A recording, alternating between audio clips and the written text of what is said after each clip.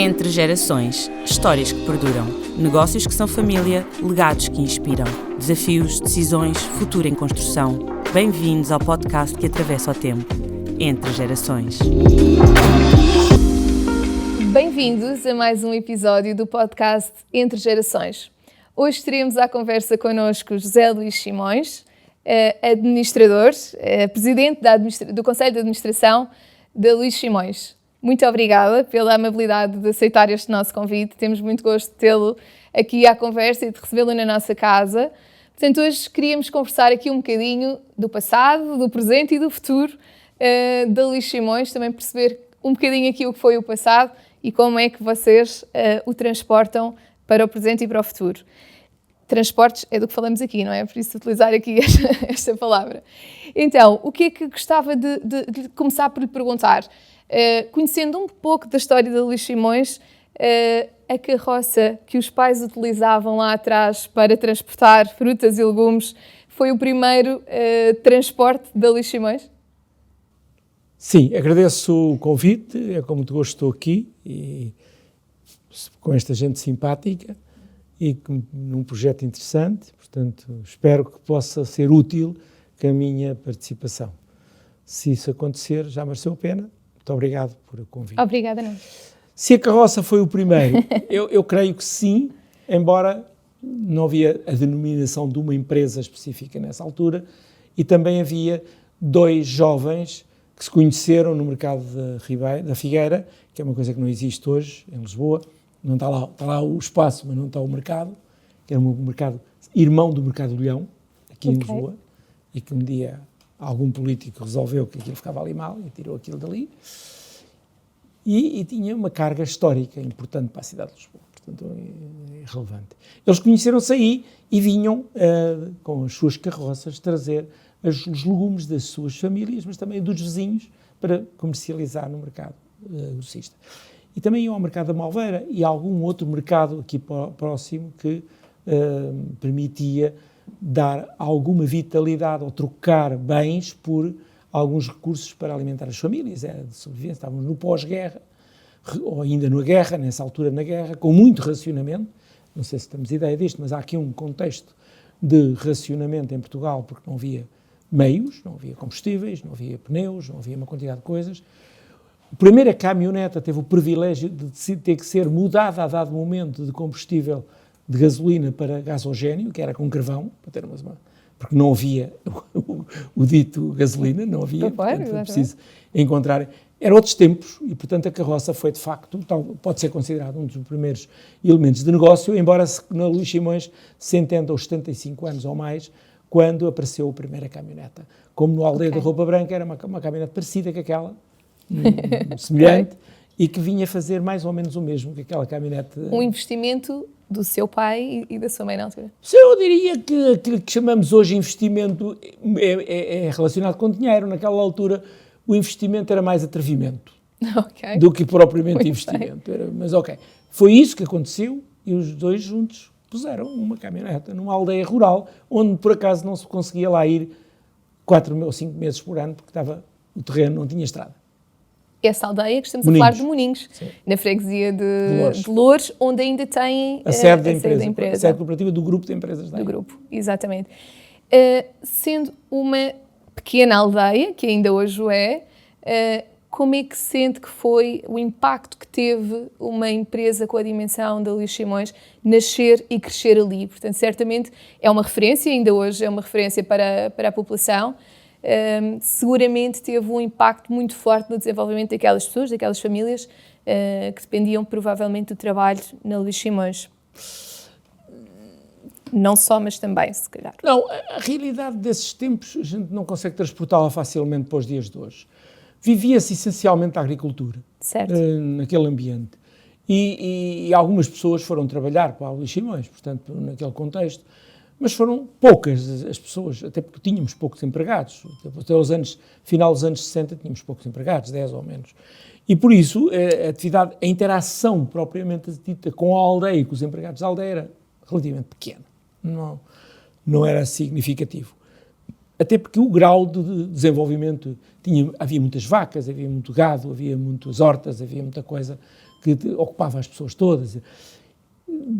Talvez seja aqui um fator curioso, que é 20 anos depois da primeira caminhoneta, ainda existia 3 concorrentes na aldeia, que eram 3 galeras puxadas a cavalos, que faziam concorrência à caminhoneta. Era realmente 20 anos depois, e foi nos anos 70 que deixaram de ter. Também depois, num ano, acabaram as 3. Por uma razão que ainda não percebi. Mas de qualquer forma, esse é um detalhe.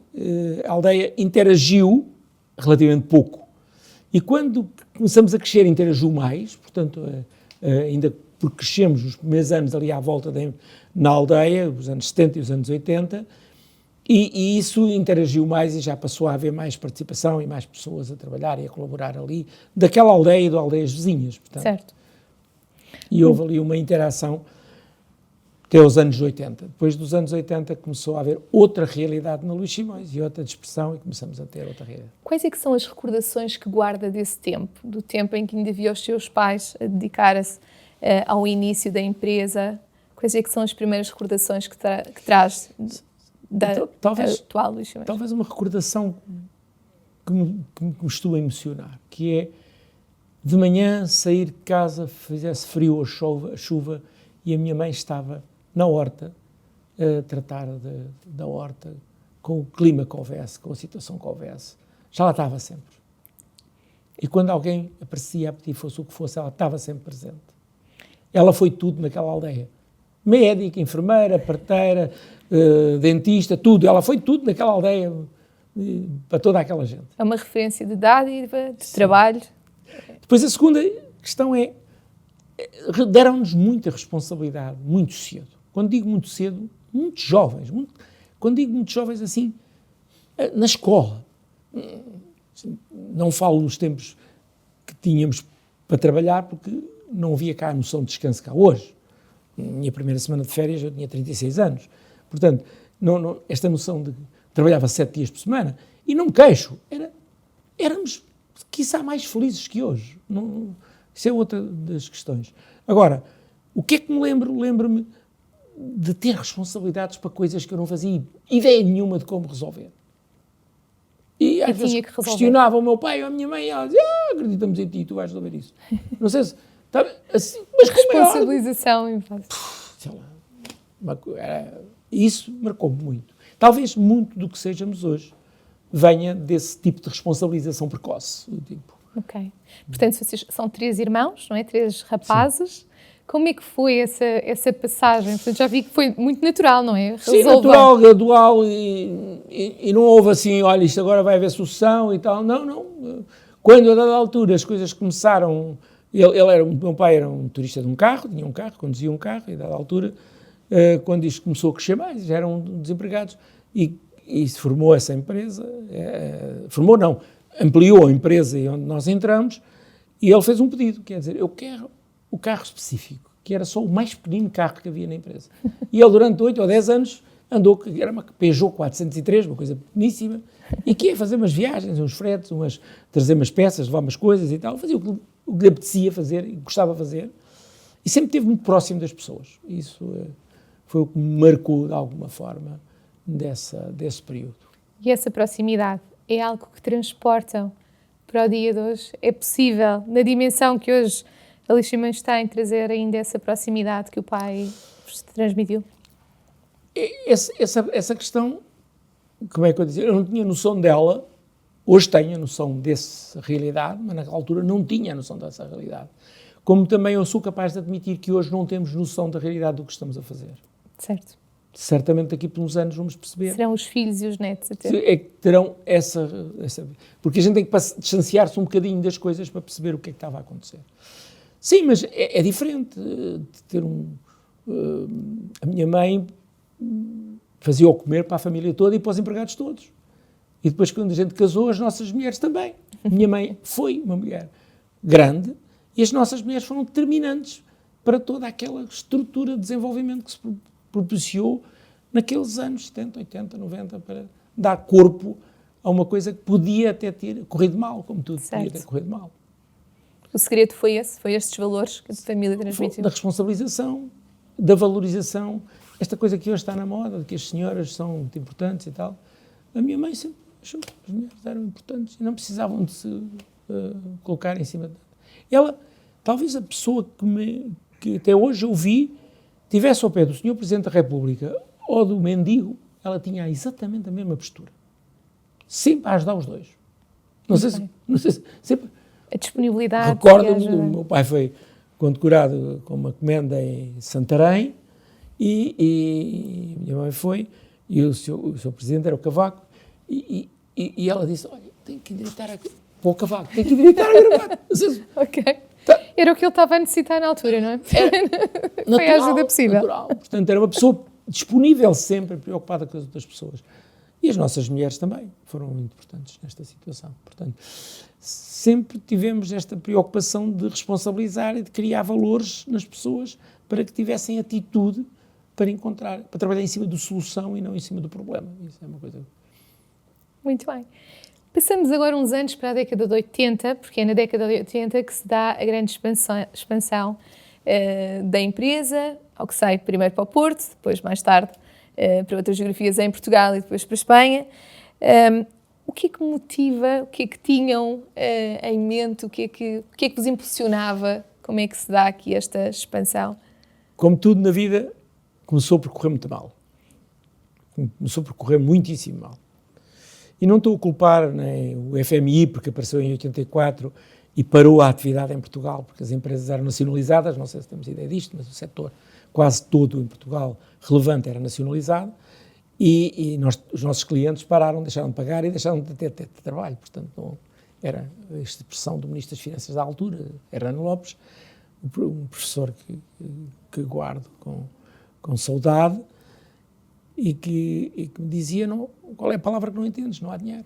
Portanto, e era preciso corrigir, e é nessa altura que vamos para a Espanha. Mas nessa altura tivemos falidos, o termo mais ou menos este. Tive que ir aos bancos, negociar a dívida, fazer essas questões naturais de uma empresa que deixa de ter condições, porque não tinha recursos para poder fazer. Pagamos sempre às pessoas, sempre, mas correu mal, no princípio.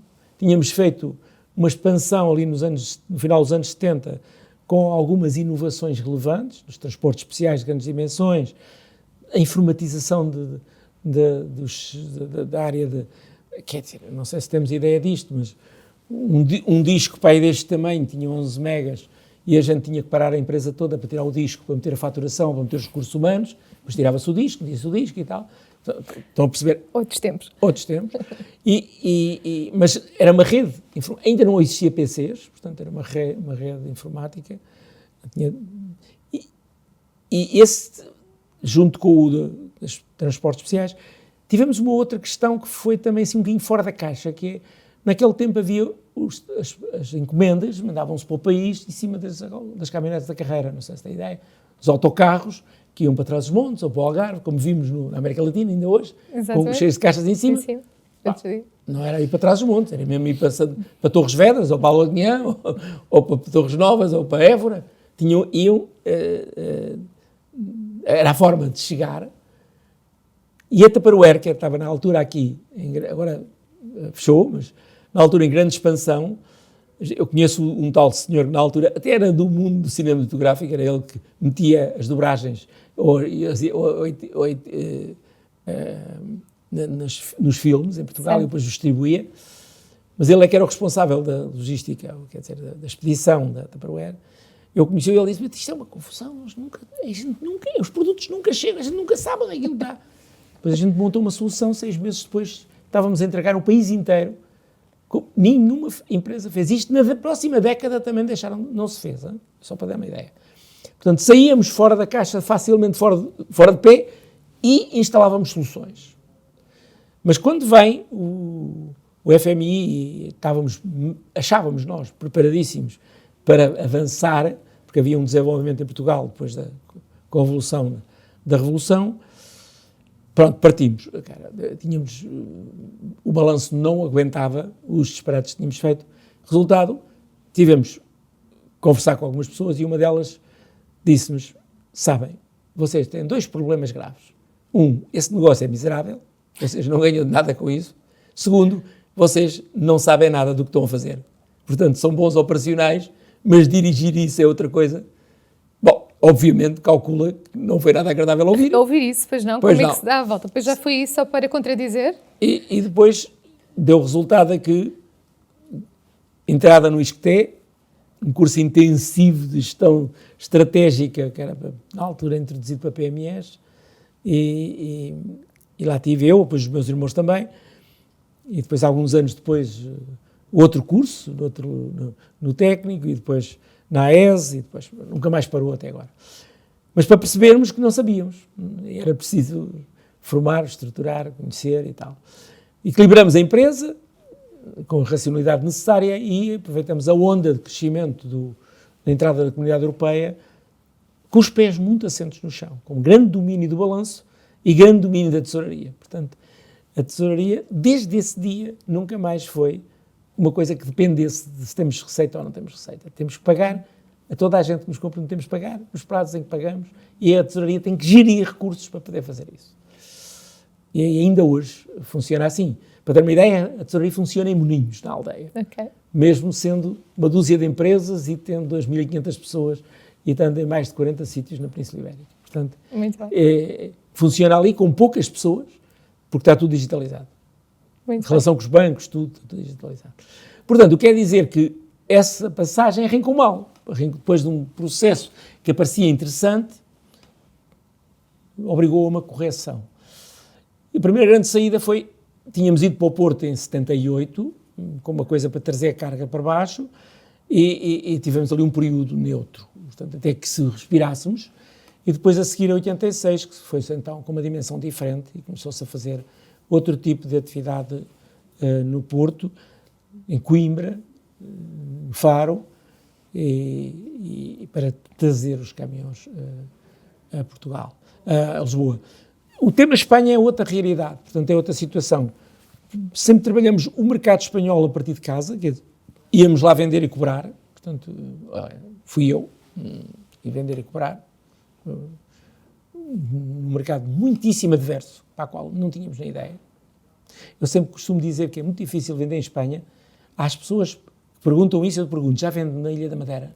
É que se calhar experimenta vender na Ilha da Madeira para perceber se é possível ou não, porque o mercado espanhol é muito, muito diferente da realidade que conhecemos em Portugal. É outros mercados. Não é Badajoz, ou não é Madrid, ou não é Sevilha, ou não é Galiza. São realidades diferentes. Bom, nos anos 80, começamos a fazer operações para a Espanha e começamos a nos instalar em Sevilha, em Barcelona, no País Basco, no Lugo, mais tarde em Madrid, criamos uma empresa de direito espanhol. Mas um dia, para se falarmos de expansão, estava-se a viajar muita coisa na cabeça, estávamos em Paris, nessa altura, como noutras, sempre viajamos bastante, para a Europa. Conhecer as oportunidades. Para conhecer concorrência, mercados, feiras. E estava em Paris e passa um vídeo, uma marca de caminhões, que era o quilómetro 92 e que mostrava o que é que ia acontecer com a livre economia de mercado numa política aberta de livre comércio dos transportes. Portanto, os transportes eram, em Portugal até os anos 90, não sei se tem ideia disto, uma coisa de congestionamento industrial em que era licenciado de acordo com interesses de outros setores. E só se havia caminhões